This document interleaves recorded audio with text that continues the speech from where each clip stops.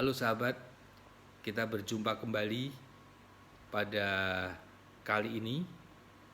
Saya harap kita semua berada dalam keadaan yang sehat, yang baik, yang bersyukur, sehingga kita bisa dengan hati yang bersih, kita akan belajar tentang kebenaran yang dinyatakan dalam Alkitab.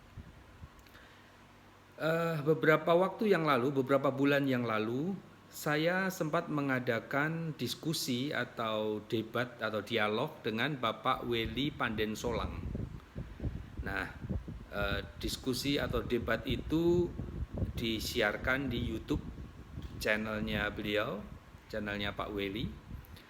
Nah, beberapa hari yang lalu saya diberitahu oleh seorang teman bahwa diskusi yang kami lakukan itu diulas oleh Bapak Mangapul Sagala. Jadi Pak Mangapul Sagala ini menyimak diskusi kami, kemudian mengulas hal-hal yang menurut dia perlu untuk diulas. Ya. Nah, kali ini saya ingin memberikan tanggapan atas ulasan yang dilakukan oleh Bapak Mangapul Sagala, sekaligus memberikan penjelasan terhadap hal-hal yang pada waktu debat atau diskusi dulu disampaikan oleh Pak Welly, tetapi saya belum sempat membahas. Ya, jadi menanggapi Pak Mangapul Sagala sekaligus membahas hal-hal yang belum terbahas saat dialog dulu. Ya. Nah, yang pertama-tama Pak Mangapul membahas tentang Kolose 1 ayat 15. Ya. Nah, perlu kita semua tahu bahwa Unitarian, ya termasuk saya ini, mempercayai bahwa Yesus adalah pencipta. Ya, pencipta dalam arti mendapatkan kuasa dari Allah untuk ikut menciptakan alam semesta. Ya. Jadi Unitarian percaya hal itu. Jadi kalau di dalam pembahasan yang saya sempat ikuti, Pak Mangapul menegaskan bahwa Kolose 1 ayat 15 itu menegaskan bahwa Yesus adalah pencipta. Ya, sebetulnya upaya penjelasan itu tidak ada gunanya. Kenapa? Karena sebelum Pak Mangapul ini menjelaskan, saya juga sudah percaya bahwa Yesus itu pencipta. Jadi buat apa dijelaskan lagi untuk hal yang sudah disepakati sama-sama begitu. Jadi tidak ada gunanya. Ya, yang saya tangkap justru penjelasan itu seolah-olah dikesankan bahwa saya tidak meyakini kalau Yesus itu pencipta. Seolah-olah dikesankan begitu. Jadi melalui ulasan ini saya menegaskan bahwa pandangan itu, penggiringan opini yang seolah-olah mengindikasikan bahwa saya tidak mempercayai bahwa Yesus adalah pencipta, maka upaya itu adalah upaya yang keliru. Karena saya dan rekan-rekan Unitarian saya percaya bahwa Yesus itu terlibat dalam penciptaan. Ya. Oke, mari kita masuk ke Kolose 1 ayat 15. Ya, Kolose 1 ayat 15 bunyinya demikian. Ia adalah gambar Allah yang tidak kelihatan, yang sulung, lebih utama dari segala yang diciptakan. Saudaraku, di pembahasan yang pertama, Bapak Mangapul itu membahas tentang gambar Allah yang tidak kelihatan. Ya. Jadi menurut Pak Mangapul, seharusnya terjemahnya adalah bukan ia adalah gambar Allah yang tidak kelihatan, melainkan yang adalah gambar Allah yang tidak kelihatan. Jadi karena ayat 15 ini sambungan dari ayat sebelumnya ya. Jadi bukan ia adalah gambar Allah dan seterusnya, tetapi yang adalah gambar Allah yang tidak kelihatan dan seterusnya. Nah, Terhadap perbaikan atau koreksi ini saya sih tidak ada masalah ya. Mau ia adalah atau yang adalah itu juga sama saja menurut saya. Ya. Tetapi ada hal yang menarik sebetulnya di frase pertama di Kolose 1 ayat 15 ini, Yesus dinyatakan sebagai gambar Allah yang tidak kelihatan. Ini sebetulnya menarik. Ya. Sebetulnya dengan kalimat itu saja, dengan frasa itu saja, sudah gugur upaya untuk mengorbitkan Yesus menjadi Allah, ya, melalui ayat ini. Jadi istilahnya gini, frasa ia adalah gambar Allah yang tidak kelihatan, itu adalah skakmat. Ya, mereka yang mau mengorbitkan Yesus sebagai Allah, dengan ayat ini sudah kena skakmat, sudah tidak bisa lari lagi begitu. Sudah kena skakmat, tidak bisa berkutik lagi. Nah, maksudnya bagaimana? Maksud saya begini. Di sini dikatakan Yesus adalah gambar dari Allah yang tidak kelihatan. Berarti Yesus bukanlah Allah. Kenapa? Karena Allah itu adalah yang tidak kelihatan itu. Nah, Yesus ini gambarnya. Ya. Saudara bisa lihat contoh di Alkitab kasus yang sama. Terdapat di dalam Matius 22 ayat 20. Waktu itu Yesus bertanya kepada orang-orang, gambar siapa yang ada di uang ini? Begitu kan? Gambar siapa? Nah, yang tertera di situ adalah gambar kaisar. Nah, Anda perlu tahu bahwa uang yang ada gambar kaisarnya, ya, itu bukanlah kaisar itu sendiri. Gambar kaisar itu bukanlah kaisar itu sendiri. Gambar kaisar itu memberikan gambaran supaya orang melihat siapakah atau bagaimanakah figur kaisar itu. Nah, itulah tujuannya gambar, itulah maknanya gambar. Jadi gambar ini memberikan pemahaman sebelum orang itu melihat yang sesungguhnya. Itulah gambar. Jadi pada waktu Yesus bertanya, gambar siapa yang ada di uang?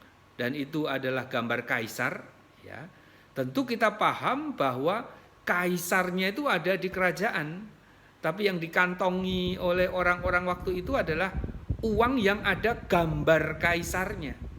Jadi bukan kaisarnya yang dikantongi, tapi gambar kaisar yang dikantongi. Ya, jadi dengan jelas kalau Yesus dikatakan sebagai gambar Allah yang tidak kelihatan, berarti Yesus itu bukan Allah, karena Allah adalah yang tidak kelihatan itu. Yesus hanya gambarnya. Jadi dengan melihat Yesus, maka orang bisa punya pemahaman bagaimanakah Allah itu. Itulah maksudnya gambar dari Allah yang tidak kelihatan. Jadi Alkitab menjelaskan hal ini dengan sangat jelas, kita bisa ikuti di Ibrani pasal 9 ayat 24. Ibrani pasal 9 ayat 24 berkata begini. Sebab Kristus bukan masuk ke dalam tempat kudus buatan tangan manusia yang hanya merupakan gambaran saja dari yang sebenarnya. Jadi gambaran itu bukanlah yang sebenarnya, tetapi dia hanya memberikan pemahaman bagaimanakah yang sebenarnya itu. Ya, saya rasa cukup paham ya. Saya harap Bapak Mangapul juga ikut menyimak hal ini, dan silakan kalau dirasa penjelasan saya keliru boleh di counter ya, boleh di counter. Saya akan dengan senang untuk menerima counter Anda. Tetapi kalau counter Anda keliru, saya juga akan counter balik lagi begitu, ya. Jadi Yang pertama, Yesus adalah gambar Allah yang tidak kelihatan. Ini sudah merupakan skakmat. Jadi tidak ada kemungkinan bahwa Yesus itu adalah Allah. Ya. Jadi Yesus adalah gambar dari Allah, di mana Allah itu adalah yang tidak kelihatan. Gitu ya. Oke, kita lanjutkan. Kemudian ini adalah yang sering dipermasalahkan ya. Di Kolose 1 ayat 15 dinyatakan di sana bahwa Yesus adalah yang sulung lebih utama dari segala yang diciptakan. Ya. Pak Mangapul tolong perhatikan ya. Yang sulung lebih utama dari segala yang diciptakan. Nah, saya melihat terjemahan bahasa Indonesia ini tidak benar, ya, tidak tepat. Informasi yang disajikan berpotensi mengakibatkan kesalahan atau ketidakpahaman dari pesan yang seharusnya disajikan. Ya. Kalau bahasa Indonesia menulis yang sulung lebih utama dari segala yang diciptakan, maka ketika saya membandingkan dengan King James hanya berkata the firstborn of every creature. Ya. Jadi bukan yang sulung lebih utama dari segala yang diciptakan, tetapi yang sulung dari setiap ciptaan, atau sulung dari, ada yang menerjemahkan of all creature. Jadi sulung dari semua ciptaan. Ya. Sulung dari semua ciptaan. Kata lebih utama di situ itu berpotensi membuat pemahaman yang keliru. Ya, mungkin Pak Mangapul bisa memperhatikan hal ini. Ya, kata lebih utamanya itu lebih baik dicoret saja. Cukup dengan sulung dari segala ciptaan. Nah, begitu. Nah, saya rasa frase ini sangat mudah dipahami. Suatu kali saya bertanya kepada anak saya masih kelas 3 SMP, saya bertanya, kalau saya berkata 0 adalah sulung dari bilangan asli, saya bertanya kepada anak saya, betul atau salah? Lalu anak saya dengan gampangnya dia jawab salah. Lalu saya bertanya, kenapa kamu jawab salah? Dia menjawab, karena 0 itu bukan bilangan asli. Jadi tidak bisa dikatakan 0 adalah sulung dari bilangan asli. Kalau mau membuat kalimat yang benar, harusnya 0 adalah sulung dari bilangan cacah. Karena 0 itu adalah bagian dari bilangan cacah. Saya merasa apa yang dijelaskan oleh anak saya itu benar ya. Dan ketika saya menanyai hal ini kepada dia dengan gampang menjelaskan masalahnya. Ini menunjukkan bahwa apa yang sedang saya bahas ini bukan hal yang sulit dimengerti ya. Hal yang sederhana, yang sangat gampang dipahami, bahkan anak-anak SMP pun bisa memahami itu. Tentu saja syaratnya harus jujur ya. Jangan fanatik, jangan tertutup hatinya, begitu ya. Jadi setiap yang dikatakan sebagai sulung itu adalah bagian dari yang sedang dibicarakan. Jadi memenuhi kualifikasi yang sama seperti yang sedang dibicarakan. Ya. Nah, hal ini saya sampaikan berulang-ulang dalam setiap penjelasan saya. Saya berharap ada rekan-rekan Tritunggal, Trinitarian ya, atau Oneness atau siapapun yang kalau memang bisa menunjukkan bahwa dalil saya ini keliru, saya akan sangat senang. Tapi sampai saat ini tidak ada satupun yang mampu menunjukkan kesalahan dalil saya ini. Ya, dalil yang saya sampaikan maksud saya adalah bahwa sulung itu selalu menjadi bagian dari tema pembicaraan. Sulung itu tidak pernah dikecualikan dari tema pembicaraan. Ya. Nah, saya harap Pak Mangapul juga fokus ke poin ini. Karena ketika membahas Kolose 1 ayat 15, Pak Mangapul tidak menyentuh sama sekali dalil yang saya sampaikan. Ya, dia justru membicarakan hal yang lain, kemudian menekankan bahwa Yesus adalah pencipta. Nah, ini kan tidak perlu dilakukan karena sejak awal sebelum dia mengulas, saya pun sudah percaya bahwa Yesus adalah terlibat dalam penciptaan, kan begitu ya.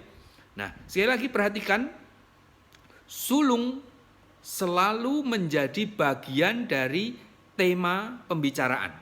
Jadi kalau Yesus dikatakan sulung dari segala ciptaan, itu berarti Yesus adalah salah satu ciptaan Allah.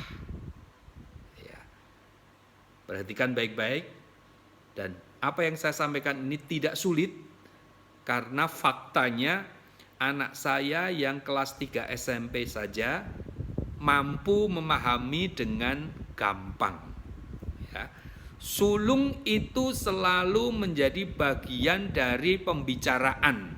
Saya ulang-ulang ini ya, supaya kalau saudara, bapak-bapak, ibu-ibu mempunyai dalil yang mampu mematahkan argumen ini, saya akan dengan senang hati untuk mendengarnya. Ya, oke. Jadi ketika Yesus disampaikan sebagai dinyatakan sebagai sulung dari ciptaan Allah, itu pasti berarti bahwa Yesus adalah salah satu ciptaan Allah. Hanya saja yang paling sulung. Hanya saja yang paling utama. Kenapa saya katakan paling utama? Dalam pembahasan yang dilakukan oleh Pak Mangapul, beliau mengatakan bahwa ini kan bahasa aslinya kan arke ya. Itu tidak harus berarti sulung dalam arti lahir dulu, tetapi menurut beliau katanya ranking 1 pokoknya. Ya, oke, saya tidak masalah. Ranking 1 itu kan berarti bagian dari ya yang sedang dibicarakan, kan begitu ya. Nah, jadi Anda perhatikan, kata sulung itu, ranking 1 itu bukan lebih utama, tetapi paling utama. Ya, bukan lebih utama, tetapi paling utama. Nah, saya tadi katakan bahwa terjemahan LAI berpotensi membuat keliru, yaitu dengan menulis lebih utama. Itu maksudnya begini. Saya kasih contoh tentang pemakaian kata lebih, ya, bukan paling tapi lebih. Nah, kalau kita membandingkan larinya kendaraan misalnya, sepeda motor atau mobil lah, mobil ya. Itu kita bisa berkata begini. Pesawat itu kecepatannya lebih cepat dari segala macam mobil. Ya, kita bisa berkata begitu. Pesawat itu lebih cepat. Jadi kecepatannya itu lebih cepat dari segala mobil. Ya, dibandingkan dengan segala mobil, semua mobil, pesawat itu lebih cepat. Ya, kita bisa berkata begitu. Jadi lebih cepat di sini berarti melebihi dari segalanya, tetapi sekaligus berarti bahwa pesawat itu bukan bagian dari mobil. Ya, pesawat itu bukan bagian dari mobil. Pesawat bukan salah satu bagian dari pembicaraan. Ya. Ingat, kalau menggunakan kata lebih, itu bisa kita berkata begitu tadi.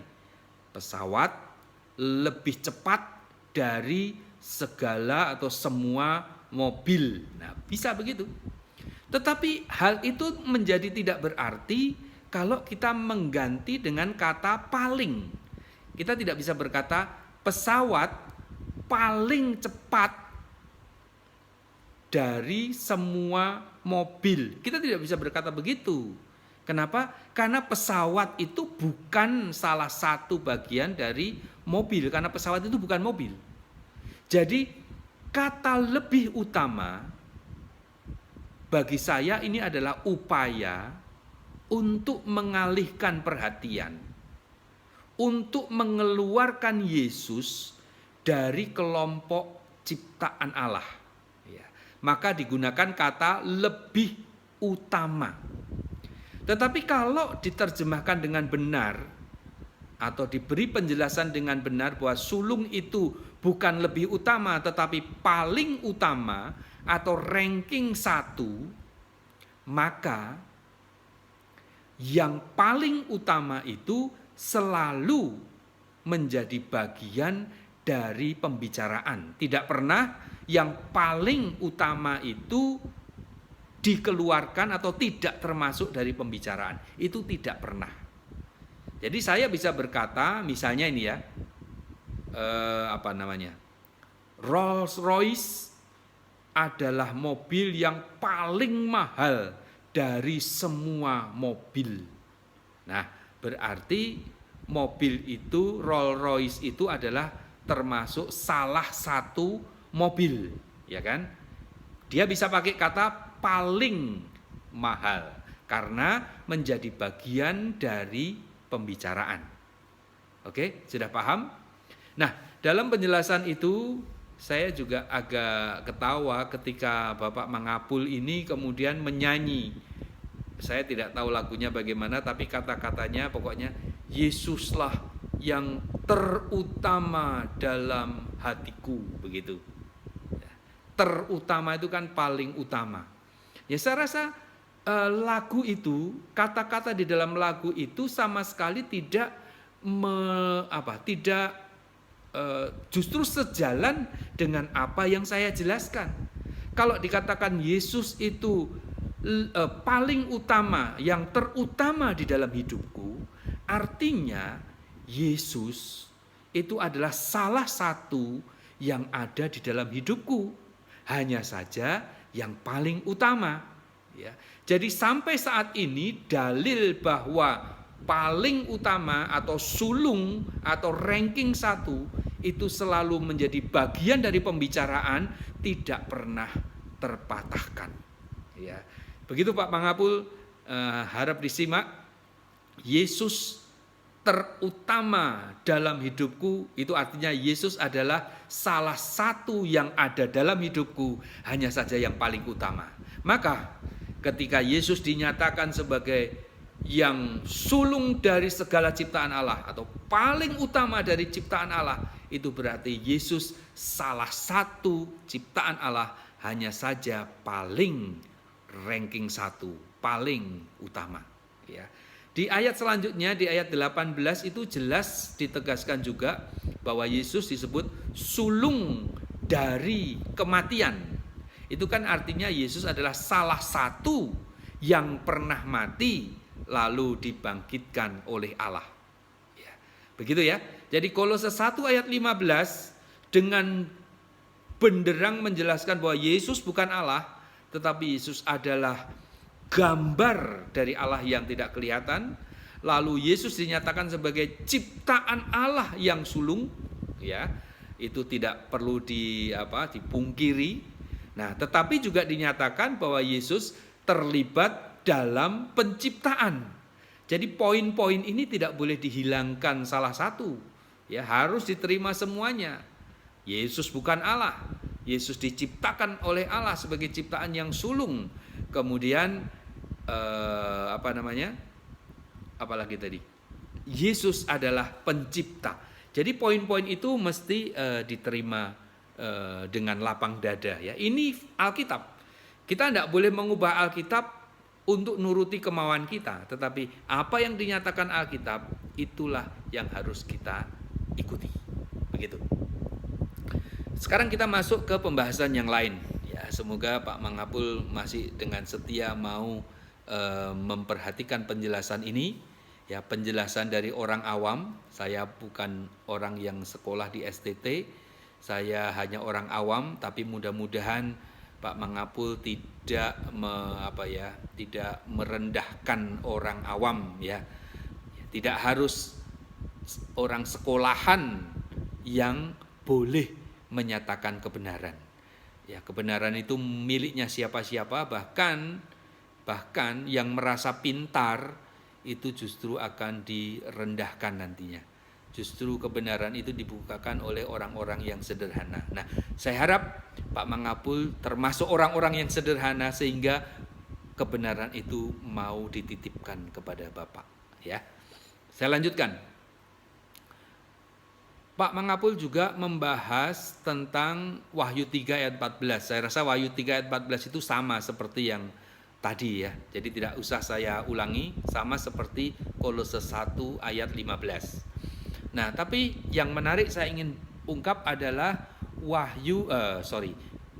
Yohanes pasal yang ke-20 ayat yang ke-28, yaitu saat Thomas berseru, "Ya Tuhanku dan Allahku." Ya, begini. Pada waktu itu Pak Mangapul mencoba menjelaskan bagaimana yang sudah saya jelaskan, tetapi kelihatannya dia tidak tahu atau tidak mampu atau tidak memperhatikan dengan jelas penjelasan saya, sehingga kemudian disingkat, ya pokoknya begitulah, kira-kira begitu, ya. Nah, menurut saya justru Bapak Mangapul ini harus tahu apa yang saya jelaskan. Harus tahu, ya. Sebagai pengajar dia harus tahu. Jangan enggak tahu, tapi harus tahu. Ya, mari saya mulai. Thomas menjawab Yesus, "Ya Tuhanku dan Allahku." Ya Tuhanku dan Allahku. Nah, seruan ini banyak digunakan menjadi bukti bahwa Yesus adalah Allah. Tetapi betulkah Thomas ini mengatakan hal ini sebagai pernyataan bahwa Yesus adalah Allah? Ya. Jadi begini, peristiwa ini bukan peristiwa yang datang dari tiba-tiba saja, tidak. Ya, peristiwa ini dimulai dengan penampakan Yesus, yaitu Yesus menampakkan diri kepada Maria. Itu tercatat di dalam Yohanes 20 ayat yang ke-16-17, ya, barangkali begitu. Jadi pada waktu Yesus bertemu dengan Maria, Yesus berkata, "Aku akan pergi kepada Bapakku dan Bapakmu, kepada Allahku dan Allahmu." Jadi Yesus berkata kepada Maria, jadi kalau dibuat kalimat yang sederhana sesuai dengan pembicaraan kita, Yesus kira-kira berkata begini, "Kalau kamu mau tahu Allahmu adalah yang kepadanya aku hendak pergi." Jadi Yesus tidak berkata aku ini Allahmu, tapi Allahmu itu yang aku hendak pergi ke sana. Itu adalah Allahmu, itu juga Allahku. Itu adalah Bapakmu, itu juga Bapakku. Nah, begitu penjelasan Yesus. Jadi, sama sekali Yesus tidak sedang menjelaskan bahwa dirinya adalah Allahnya Maria. Dirinya bukan Allahnya para rasul. Ya, karena Yesus berkata kepada Maria, "Sampaikan kepada teman-temanmu bahwa aku akan pergi kepada Allahku dan Allahmu, kepada Bapakku dan Bapakmu." Ya. Jadi secara sangat terang Yesus menjelaskan bahwa dirinya bukanlah Allah itu sendiri, ya. Dirinya bukanlah Allah, tetapi Allah itu adalah pribadi lain yang kepadanya Yesus mau pergi, begitu kan? Nah, kalau pesan Yesus itu sejelas itu, lalu tiba-tiba Thomas berpikir, ini anggap saja Thomas benar, ya.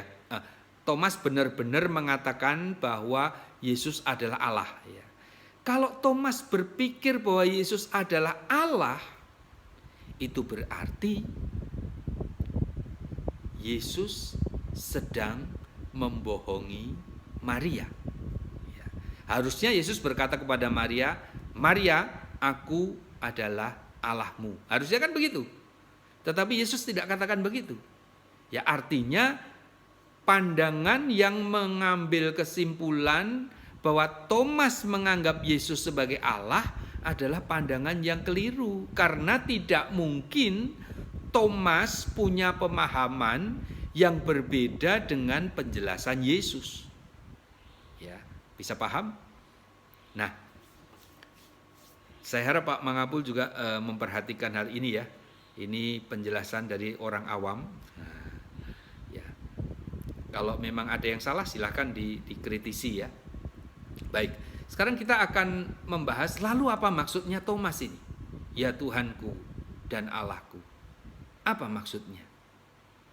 Nah, peristiwa yang dilihat Thomas adalah peristiwa di mana Yesus bangkit dari kematian. Nah, ayat Alkitab menjelaskan berulang kali bahwa kebangkitan Yesus itu terjadi karena Allah yang membangkitkan Yesus. Karena Allah telah membangkitkan Yesus. Ya. Bahkan ini di Roma 10 ayat 9 itu jelas-jelas dinyatakan begini. Roma 10 ayat 9. Jikalau kamu mengaku dengan mulutmu bahwa Yesus adalah Tuhan dan percaya dalam hatimu bahwa Allah telah membangkitkan Dia dari antara orang mati, maka kamu akan diselamatkan. Jadi kalau kamu percaya, kalau Bapak Ibu percaya bahwa Allah telah membangkitkan Yesus, maka kamu akan diselamatkan. Ya. Jadi jelas, benderang, clear bahwa kebangkitan Yesus karena dibangkitkan oleh Allah. Ya.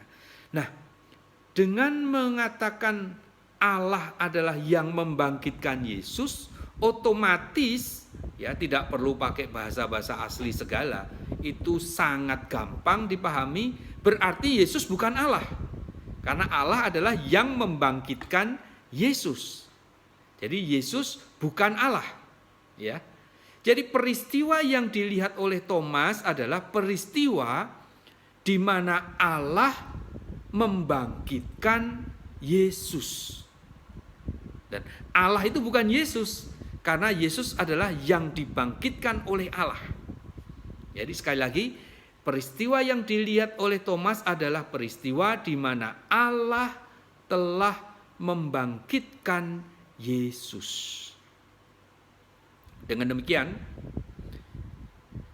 kata Allah itu bukan ditujukan kepada Yesus, tetapi kepada yang membangkitkan Yesus.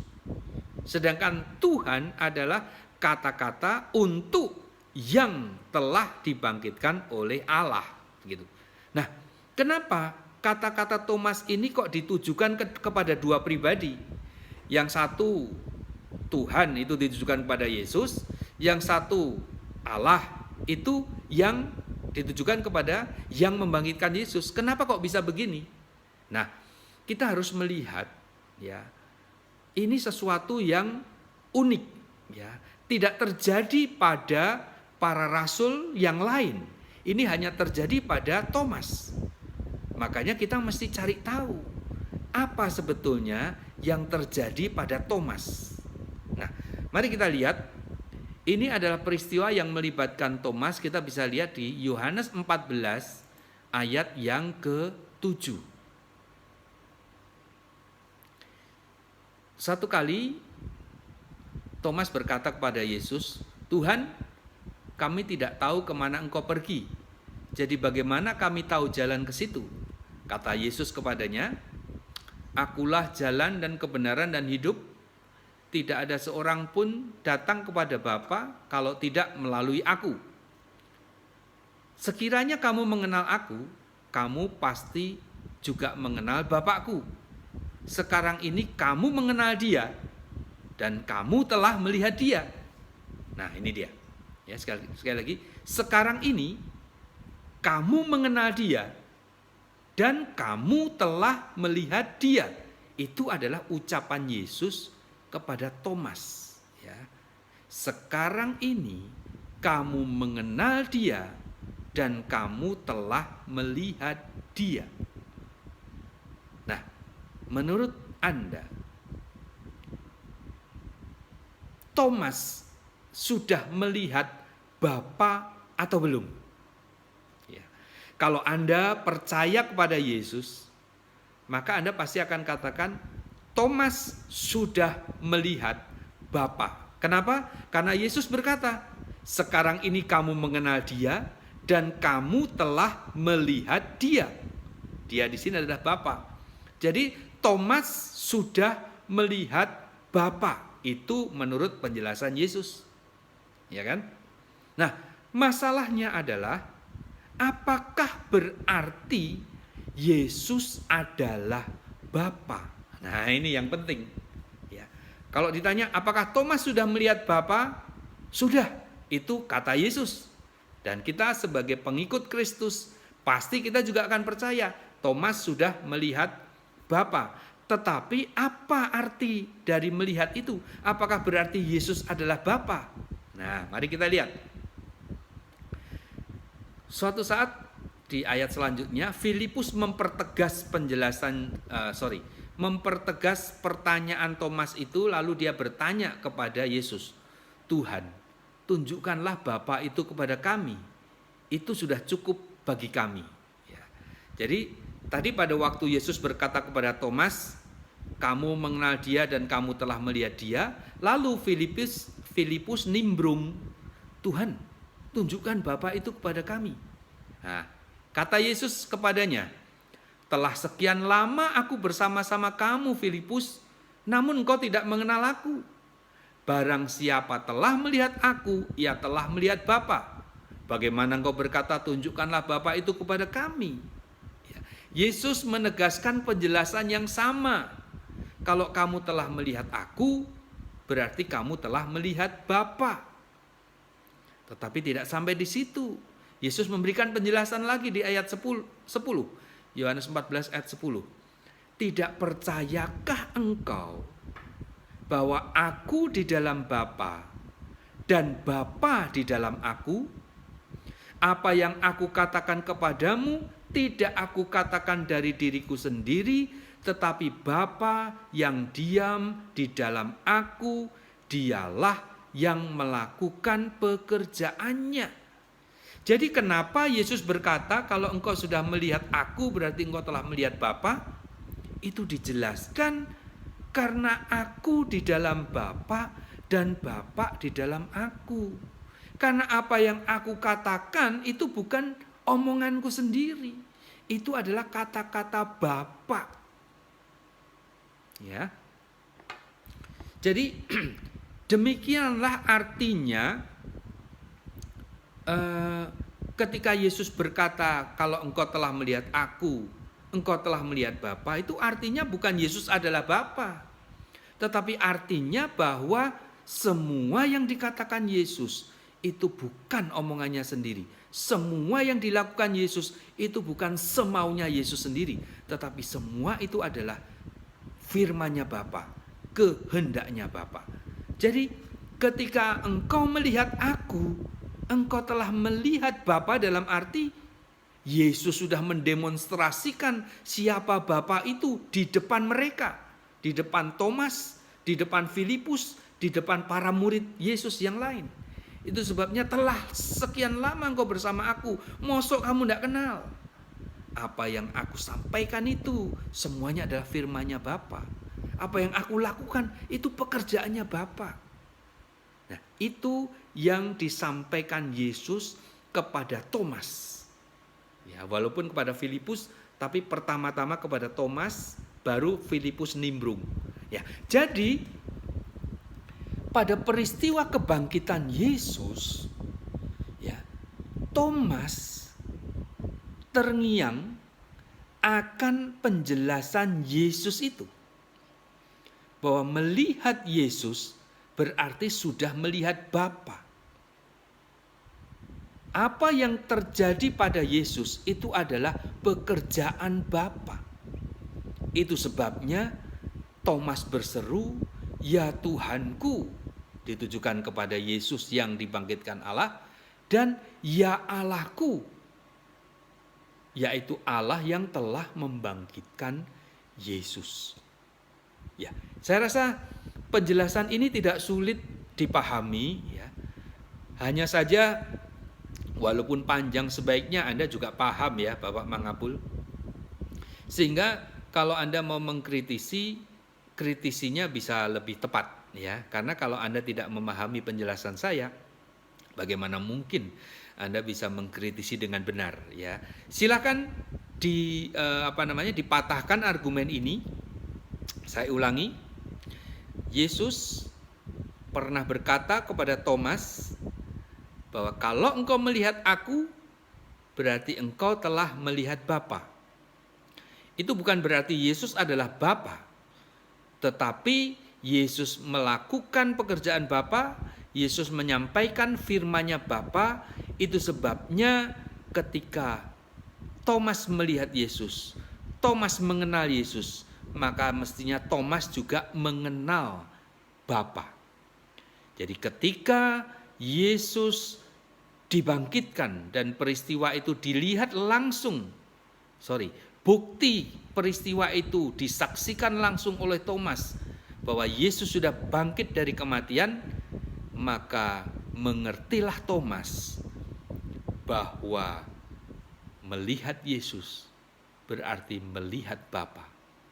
Karena apa yang terjadi pada Yesus yang sedang dilihatnya adalah pekerjaan Bapa yang membangkitkan Yesus. Demikian sementara pembahasan untuk ulasan atau tanggapan untuk Bapak Mangapul Sagala.